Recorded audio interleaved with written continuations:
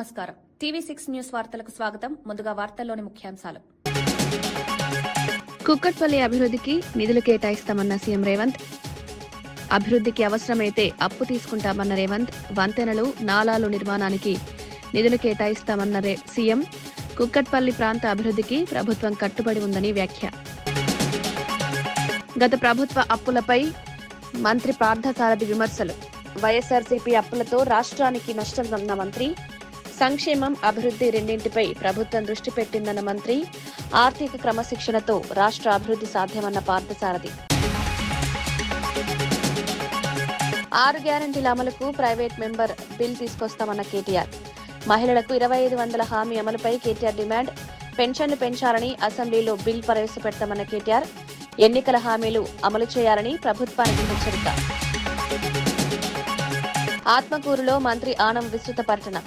రైతులకు digital pass పుస్తకాలు పంపిణీ. గ్రామీణాభివృద్ధి పనులకు శ్రీకారం. మీ భూమి మీ హక్కు కార్యక్రమంలో పాల్గొన్న మంత్రి.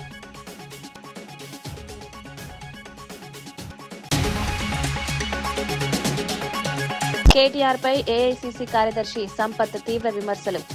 రాజకీయ శైలి మార్చుకోవాలన్న సూచన. బీఆర్ఎస్ పాలనపై సంపత్ కుమార్ ఆరోపణలు. చిల్లర రాజకీయాలు మానుకోవాలని హెచ్చరిక.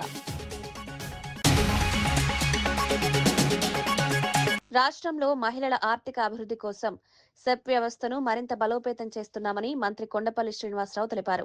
విజయనగరం జిల్లాలో జరిగిన కార్యక్రమంలో ఆయన మాట్లాడారు. మహిళల అభివృద్ధికి ప్రభుత్వం పెద్దపీట వేస్తోందన్నారు. విజయనగరం సహా 6 జిల్లాల్లో పైలట్ ప్రాజెక్టుగా ప్రారంభమైన స్వయం సహాయక సంఘాలు ఇప్పుడు దేశానికే ఆదర్శంగా నిలిచాయన్నారు. సీఎం లక్ష్యం 1 ఫ్యామిలీ 1 ఎంటర్ప్రెన్యూర్ అని తెలిపారు. ప్రతి కుటుంబం నుంచి ఒక పారిశ్రామికవేత్త తయారు చేయడమే రాష్ట్ర ప్రభుత్వ లక్ష్యమన్నారు. బ్యాంకుల ద్వారా 92,000 కోట్ల రూపాయల రుణాలు అందించడం ద్వారా మహిళలకు ఆర్థిక బలం చేకూరుతోందన్నారు. డ్వాక్రా రుణాలను సక్రమంగా వినియోగిస్తే మహిళల జీవితాల్లో మార్పు వస్తుందని పేర్కొన్నారు. 10,000 మహిళలతో, అలాగే ప్రతి జిల్లా హెడ్ క్వార్టర్స్లో ఒక 3,000 మహిళలతో, అలాగే ప్రతి నియోజకవర్గంలో కూడా ఒక 5,000 మహిళలతో ఒక మీటింగ్ పెట్టుకొని గౌరవ ముఖ్యమంత్రి గారు మహిళా దినోత్సవం చేయడంతో పాటు ప్రభుత్వం తాలూకా విధి విధానాలు కూడా నేను చెప్పడం జరిగింది. ఎందుకంటే గౌరవ ముఖ్యమంత్రి గారు ఈ సెర్ప్ డిపార్ట్మెంట్ 30 సంవత్సరాల క్రితం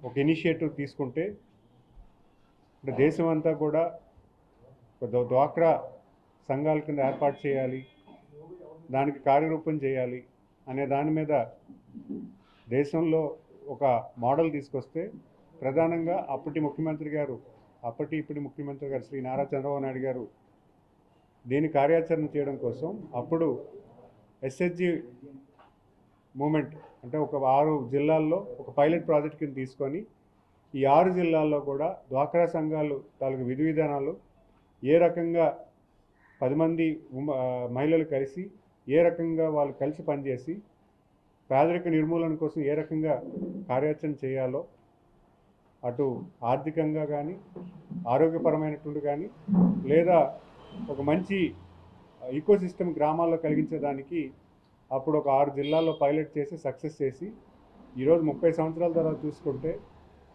ఈ సెర్ప్ డిపార్ట్మెంటు దేశం అంతా కూడా మొత్తం ఎస్హెచ్జి ఉమెన్ అదే మోడల్ని దేశం అంతా అడాప్ట్ చేసుకోవడం జరిగింది. ఈ 30 ఏళ్ళ కాల పరిమితంలో అనేకమైనటువంటి సంస్కరణలు జరిగాయి. మన ఆంధ్రప్రదేశ్ మహిళలే వేరే రాష్ట్రాలకు వెళ్ళి కమ్యూనిటీ రిసోర్స్ పర్సన్స్ కింద అక్కడ ఉన్నటువంటి ఎస్హెచ్జి ఉమెన్కి ట్రైనింగ్ ఇవ్వడం జరిగింది. ఏ రకంగా మీరు మీ ఎస్హెచ్జి ఉమెన్ ఎలా పని చేసుకోవాలి, ఏ రకంగా కలిసి పని చేసుకోవాలి, ఏ రకంగా ఏం చేసుకోవాలని దాని మీద అనేకమైనటువంటి విషయాలు మన రాష్ట్రం చెందినటువంటి మహిళలే ఇతర రాష్ట్రాలకు వెళ్ళి అక్కడ ట్రైనింగ్ ఇవ్వడం జరిగింది. మరి ముఖ్యంగా నేను ఈ ప్రెస్ మీట్ ద్వారా చెప్పేది ఏంటంటే ఈరోజు గౌరవ ముఖ్యమంత్రి గారు కొత్త విధానం కూడా తీసుకొస్తున్నారు. 1 ఫ్యామిలీ 1 ఎంటర్ప్రెన్యూర్ కాన్సెప్ట్ ఏదైతే ఉందో దాన్ని సెర్ప్ డిపార్ట్మెంట్లో కూడా పెద్ద ఎత్తున అలవర్చడానికి కూడా ప్రయత్నం చేస్తున్నారు. ఎందుకంటే ప్రతి మహిళ కూడా ఏదో ఒక లైవ్లీహుడ్ యాక్టివిటీ అంటే గ్రామంలో ఏదో ఒక స్వయం ఉపాధి వచ్చేలాగా ఏదో ఒక కార్యాచరణ చేస్తే కనీసం ఎంతో కొంత ఇన్కమ్ లెవెల్ ఆ ఉమెన్ క్రియేట్ చేయడానికి ఒక కార్యరూపం చేశారు.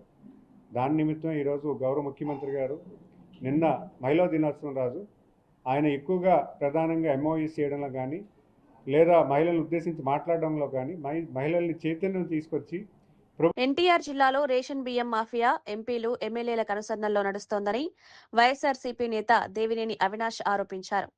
ఈ వ్యవహారంపై ఎల్లో పత్రికలే కథనాలు ప్రచురిస్తున్నాయని పేర్కొన్నారు. ఈ దందా వెనుక విజయవాడ ఎంపీ కేశినేని చెన్ని ఉన్నారని ఆరోపించారు. ప్రజలకు ఉపయోగపడాల్సిన పథకాలను కొందరు నాయకులు దుర్వినియోగం చేస్తున్నారన్నారు. ఈ అంశంపై పూర్తి స్థాయి విచారణ జరిపి బాధ్యులపై చర్యలు తీసుకోవాలని కోరారు. పేదల హక్కులను కాపాడే బాధ్యత ప్రభుత్వంపై ఉందన్నారు. దాని డెవలప్మెంట్ గురించి ఢిల్లీ స్థాయిలో కూడా మాట్లాడి అభివృద్ధి కార్యక్రమాలు చేసిన ఎంతో మంది పార్లమెంట్ సభ్యులు ఉన్న ఈ యొక్క విజయవాడ పార్లమెంట్కి కేశినేని చిన్ని లాంటి ఒక పార్లమెంట్ సభ్యులు దొరకటం మా కర్మ అని చెప్పి ఈరోజు సందర్భంగా చెప్తున్నా. ఎంపీ అయిన తర్వాత నుంచి ఈ యొక్క పార్లమెంట్లో ఇసుక కానివ్వండి, మట్టి కానివ్వండి, భూదందాలు కానివ్వండి, దేవాదాయ భూములు కబ్జా చేస్తాం కానివ్వండి, వసూలు కానివ్వండి, పంచాయతీలు చేస్తాం కానివ్వండి, చివరికి ఒక వీడి రౌడీగా గూండాలుగా దేవుడు కళ్యాణంలో కూడా కొట్టుకునే పరిస్థితి తీసుకొచ్చారు ఈ యొక్క కూటమి ప్రభుత్వానికి సంబంధించిన ఎంపీలు, ఎమ్మెల్యేలు. కొంచెమన్నా సిగ్గుందా? ఈరోజు ఒక పార్లమెంట్ సభ్యుడిగా ఉండాల్సిన హోందాతనం నీకుందా? పట్టు వస్త్రాలు సమర్పించే దాంట్లో మీరు గొడవపడతారా? మీరు కొట్టుకుని గొడవపడి, నాకు తెలిసి ఆ మహోత్సవంలో ఎక్కువ శాతం చాలా సందర్భాల్లో, అనేక సందర్భాల్లో స్థానికంగా ఎమ్మెల్యే పాల్గొంటారు, కుటుంబ సమేతంగా ఆ పట్టు వస్త్రాలు సమర్పిస్తారు, ఘనంగా నెరవేరుస్తారు. పక్క జిల్లాల నుంచి జనాలు వస్తారు, పక్క రాష్ట్రం నుంచి కూడా జనాలు వస్తారు, చూస్తారు, సంతోషంగా వెళ్తారు. కానీ నిన్న మీరు చేసిన పనికి ఎన్టీఆర్ జిల్లా పరువు పోయే విధంగా మీరు అందరి గారు ప్రవర్తించారు. ఎంపీగా ఏంటి బాధ్యత? ఆ విధంగా నువ్వు రౌడీయుధం చేస్తావా? ఆ విధంగా నువ్వు గూండాయుధం చేస్తావా? ఒక ఎస్సీ కాన్స్టిట్యున్సీలో ఒక ఎస్సీ ఎమ్మెల్యే ఉన్న చోట అతన్ని పనిచేయి నువ్వు, అతనికి అధికారులు ఏమైనా సహకరిస్తే సహకరించి నువ్వు, లేదా చివరికి ఇలాంటి దేవుడు కార్యక్రమాల్లో కూడా ఈ ముఖ్యమంత్రి, ఉప ముఖ్యమంత్రి నిన్న జరిగిన సంఘటనకి ఏం సమాధానం చెప్తారు, వాళ్ళని ఏ విధంగా మీరు మందలిస్తారని చెప్పి ఈరోజు వైఎస్ఆర్ కాంగ్రెస్ పార్టీ తరఫున మేమందరం గారు డిమాండ్ చేస్తున్నాం. ఇదా మీరు ఇచ్చే గౌరవం?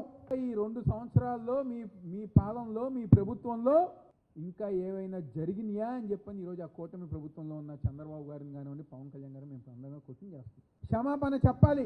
నిన్న ఎవరైతే వేలాది మంది భక్తులు వచ్చారో వాళ్ళకి క్షమాపణ చెప్పాలి. ఎన్టీఆర్ ప్రజానికానికి గారా ఈ ఎంపీ క్షమాపణ చెప్పాలని చెప్పని ఈరోజు వైఎస్ఆర్ కాంగ్రెస్ పార్టీ తరఫున మేము డిమాండ్ చేస్తాం. మీరందరూ గారు చూసే ఉంటారు, తిరుపతి లడ్డూ విషయంతో దేశవ్యాప్తంగా, ప్రపంచవ్యాప్తంగా చంద్రబాబు నాయుడు గారిది, పవన్ కళ్యాణ్ గారి పరువు పోయింది.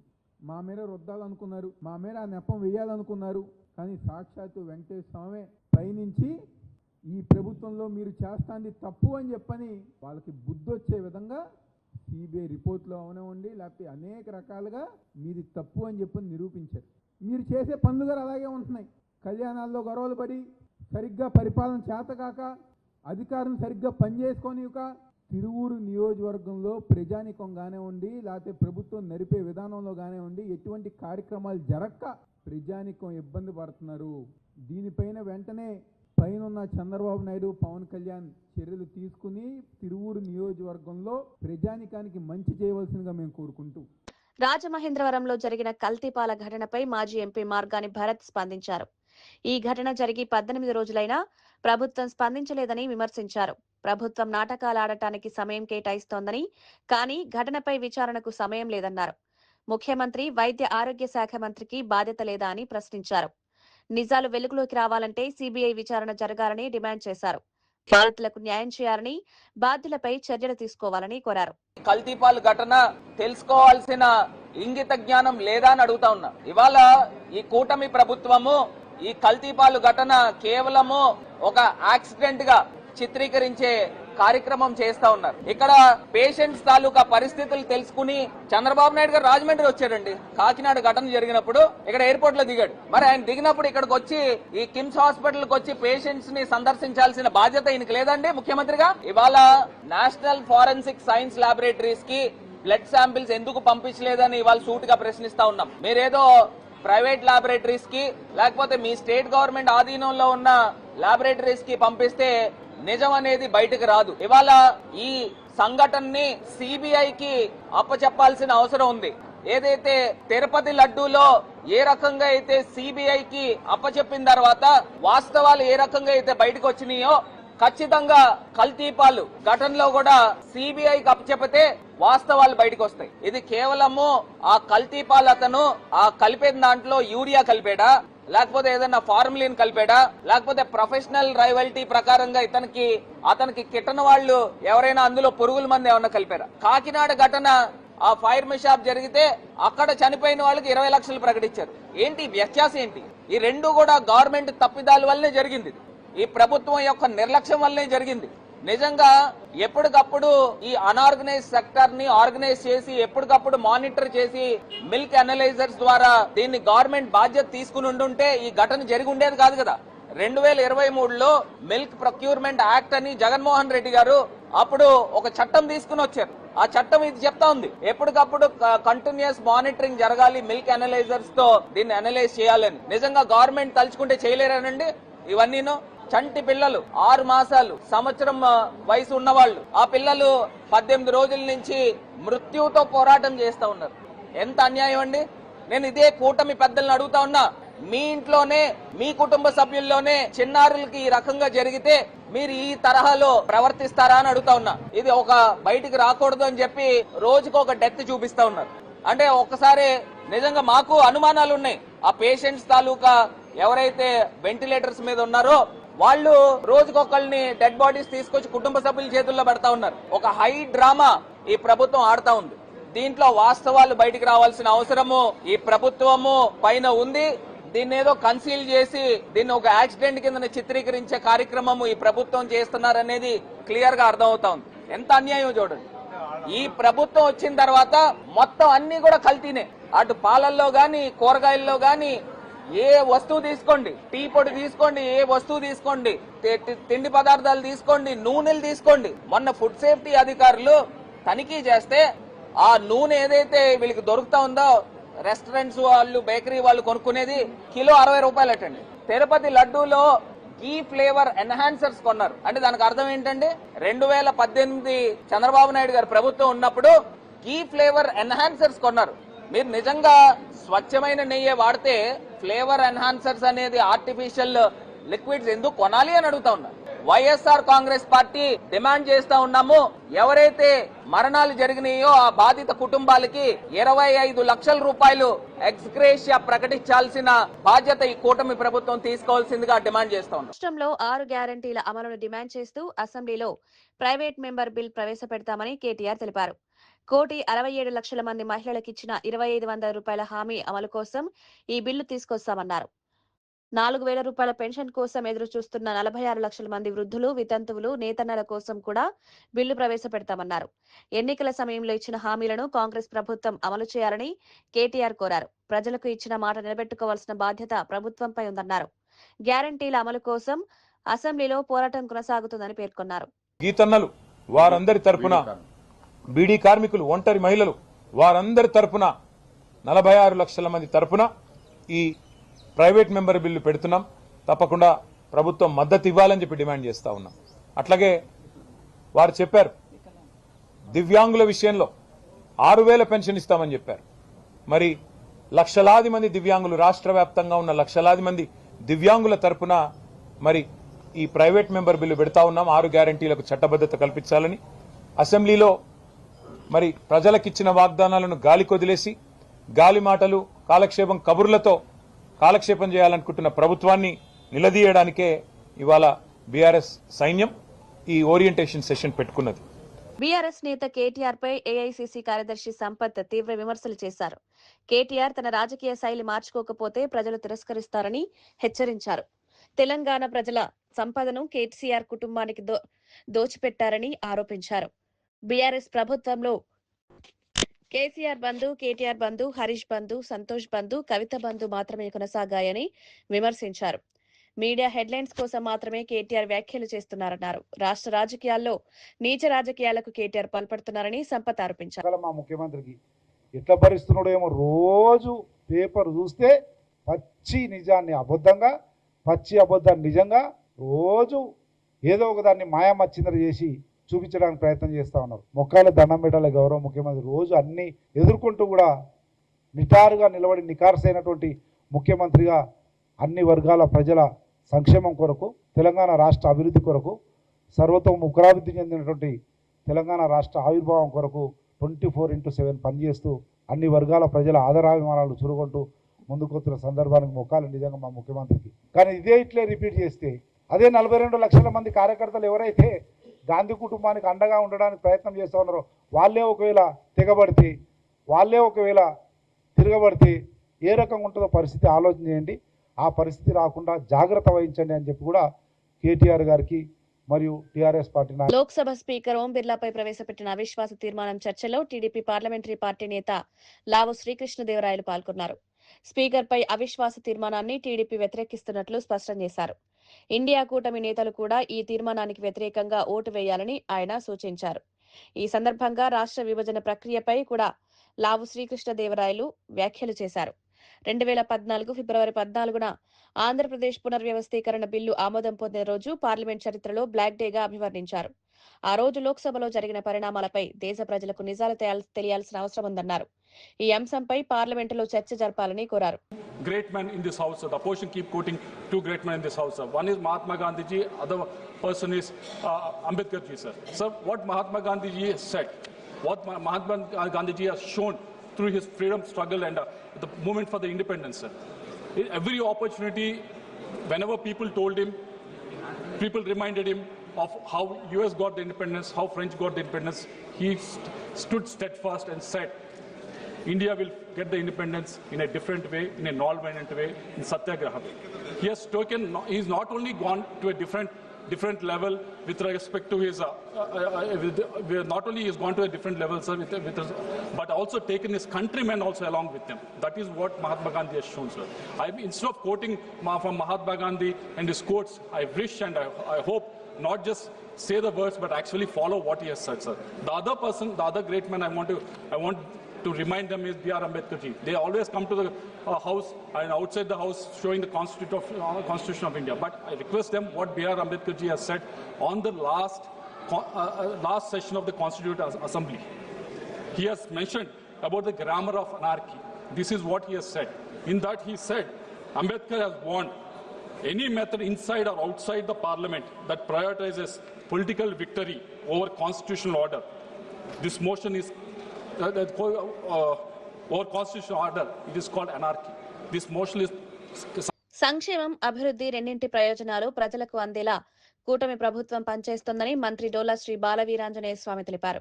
ఎన్నికల సమయంలో ఇచ్చిన హామీలను మాత్రమే కాకుండా అదనంగా ప్రజా సంక్షేమ కార్యక్రమాలను అమలు చేస్తున్నామన్నారు. ప్రస్తుతం రెవెన్యూ శాఖలో సంస్కరణలు తీసుకొచ్చి ప్రజలకు మెరుగైన సేవలు అందిస్తున్నామని తెలిపారు. ప్రభుత్వ విధానాలు ప్రజల నమ్మకాన్ని పెంచుతున్నాయన్నారు. ప్రజల అవసరాలను దృష్టిలో పెట్టుకుని కార్యక్రమాలు చేపడుతున్నామని పేర్కొన్నారు.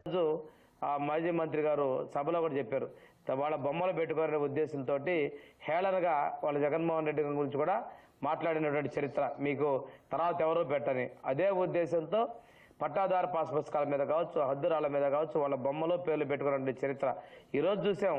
వాళ్ళ బొమ్మలు ఉన్నాయి కానీ వాళ్ళు లేరు. అందుకే మా ముఖ్యమంత్రి గారు ఆస్తి మీద పట్టాదారు రాజముద్రతో కూడినటువంటి పాస్ పుస్తకాలు ఇవ్వాలని చెప్పి ముందుకెళ్తున్నారు. హైదరాబాద్ లో విద్యుత్ ఆర్టిసన్ కార్మికులు శాశ్వత ఉద్యోగాల కోసం నిరసన చేపట్టారు. విద్యుత్ ఆర్టిసన్ ఉద్యోగుల జేఏసీ ఆధ్వర్యంలో సైఫాబాద్ లోని ఎస్పీడీసీఎల్ కార్పొరేట్ కార్యాలయం ఎదుట ధర్నా నిర్వహించారు. తమ విద్యార్హతల ఆధారంగా శాశ్వత ఉద్యోగాలు ఇవ్వాలని డిమాండ్ చేశారు. ఏపీ ఎస్ఈబీ సర్వీస్ రూల్స్ అమలు చేయాలని కోరారు. పెద్ద సంఖ్యలో కార్మికులు పాల్గొనడంతో ట్రాఫిక్ సమస్యలు తలెత్తాయి. పరిస్థితిని అదుపులో ఉంచేందుకు పోలీసులు సచివాలయం నుండి మింట్ కాంపౌండ్ వరకు రోడ్డును మూసివేశారు. నిరసనలో పాల్గొన్న కార్మికులు తమ సమస్యలను పరిష్కరించాలని ప్రభుత్వాన్ని డిమాండ్ చేశారు. అందరినీ కూడా విద్యా అర్హతలను బట్టి పర్మనెంట్ చేయాలని ఈ తెలంగాణ ఏర్పడ్డప్పుడే మేము డిమాండ్ చేసినాం. విద్యుత్ సంస్థలో ఉన్నటువంటి కార్మికులందరికీ ఒకే సంస్థ, ఒకే సర్వీస్ రూల్స్ ను అమలు చేయాల్సిన బాధ్యత ఉందని ఈ సందర్భంగా తెలియజేస్తా ఉన్నాం. దాదాపు 30 సంవత్సరాల నుంచి ఈ సంస్థను నమ్ముకొని దాదాపు 30,000 మంది పనిచేస్తారు. బ్రిటిష్ కాలం నాటి సర్వీస్ రూల్స్ ఇందులో చేర్చడము, 1947 సర్వీస్ రూల్స్ చేర్చడము, మరి అవి అగమ్య గోచరంగా ఈ ఆర్టిజన్లకు అవి మరణఘోషగా మారినాయి. అందుకే మేమేమంటున్నామంటే ఈ జేఏసీ పక్షాన ఖచ్చితంగా ఈ 20,000 మందికి స్టాండింగ్ ఆర్డర్స్ రద్దు చేసి మరి ఏవైతే existing service rules APSCB service rules ఉన్నాయో ఆ రూల్స్ మాత్రం ఖచ్చితంగా అమలు చేయాల్సిందే. వీటిని అమలు చేయని పక్షాన మేము ఖచ్చితంగా రాబోయే కాలంలో సమ్మెకైనా సిద్ధమని మేము హెచ్చరిస్తా ఉన్నాం. కూకట్పల్లి ప్రాంత అభివృద్ధికి అవసరమైన నిధులు కేటాయిస్తామని సీఎం రేవంత్ రెడ్డి తెలిపారు.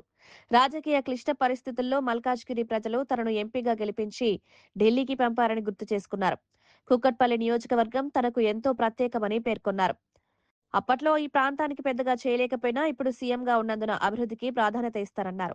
వంతెనలు, చెరువులు, నాలాలు, భూగర్భ మురుగునీటి వ్యవస్థ నిర్మాణానికి అవసరమైన నిధులు కేటాయిస్తారని తెలిపారు. అవసరమైతే అప్పు చేసైనా అభివృద్ధి పనులు చేపడతామని స్పష్టం చేశారు. కూకట్పల్లి ప్రాంతాన్ని మరింత అభివృద్ధి చేసే దిశగా ప్రభుత్వం చర్యలు తీసుకుంటుందని సీఎం రేవంత్ రెడ్డి పేర్కొన్నారు. అలా తాకట్టు పెట్టైన నిధులు తెచ్చిచ్చే బాధ్యత నాది ఈ ప్రాంతానికి. ఎందుకంటే మీరందరు కష్టకాలంలో నేను ఇక్కడికి వచ్చినప్పుడు నన్ను ఎంపీగా గెలిపించి ఢిల్లీకి పంపించారు. నాకు ఆ కృతజ్ఞత ఎప్పటికి ఉంటుంది. కష్టంలో ఉన్నప్పుడు నన్ను నిలబెట్టిండ్రు. రాజకీయంగా నేను ఇబ్బందిని ఎదుర్కొంటున్నప్పుడు నన్ను మీరందరూ అండగా నిలబడి నన్ను నిలబెట్టిండ్రు. నన్ను నిలబెట్టిన మీకు సేవ చేసే అవకాశం ఈరోజు నాకు దక్కింది. కాబట్టి ఈ ప్రాంతానికి రాజకీయాలకు అతీతంగా నేను అభివృద్ధి కార్యక్రమాలు చేస్తా. మంచి అధికారులను నియమించిన బాగా పని చేయించుకోండి. ఏం కావాలన్నా నన్ను అడగండి. వార్తలు ముగించే ముందు ముఖ్యాంశాలు మరోసారి. కుక్కట్పల్లి అభివృద్ధికి నిధులు కేటాయిస్తామన్న సీఎం రేవంత్. అభివృద్ధికి అవసరమైతే అప్పు తీసుకుంటామన్న రేవంత్. వంతెనలు, నాలాలు నిర్మాణానికి నిధులు కేటాయిస్తామన్న సీఎం. కుక్కట్పల్లి ప్రాంత అభివృద్ధికి ప్రభుత్వం కట్టుబడి ఉందని వ్యాఖ్య. గత ప్రభుత్వ అప్పులపై మంత్రి పార్థసారథి విమర్శలు. వైఎస్ఆర్సీపీ అప్పులతో రాష్ట్రానికి నష్టం ఉన్న మంత్రి. సంక్షేమం, అభివృద్ధి రెండింటిపై ప్రభుత్వం దృష్టి పెట్టిందన్న మంత్రి. ఆర్థిక క్రమశిక్షణతో రాష్ట్ర అభివృద్ధి సాధ్యమన్న పార్థసారథి. 6 గ్యారంటీల అమలుకు ప్రైవేట్ మెంబర్ బిల్ తీసుకొస్తామన్న కేటీఆర్. మహిళలకు 2,500 హామీ అమలుపై కేటీఆర్ డిమాండ్. పెన్షన్లు పెంచాలని అసెంబ్లీలో బిల్ ప్రవేశపెడతామన్న కేటీఆర్. ఎన్నికల హామీలు అమలు చేయాలని ప్రభుత్వానికి హెచ్చరిక. ఆత్మకూరులో మంత్రి ఆనం విస్తృత పర్యటన. రైతులకు డిజిటల్ పాస్ పుస్తకాల పంపిణీ. గ్రామీణాభివృద్ధి పనులకు శ్రీకారం. మీ భూమి మీ హక్కు కార్యక్రమంలో పాల్గొన్న మంత్రి.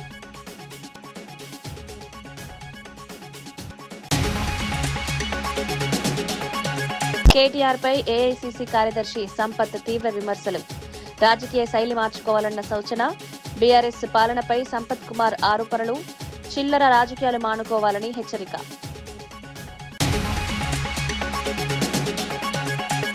ఇవి ఈనాటి వార్తా విశేషాలు. మరో బులెటిన్లో మళ్ళీ కలుద్దాం. నమస్కారం.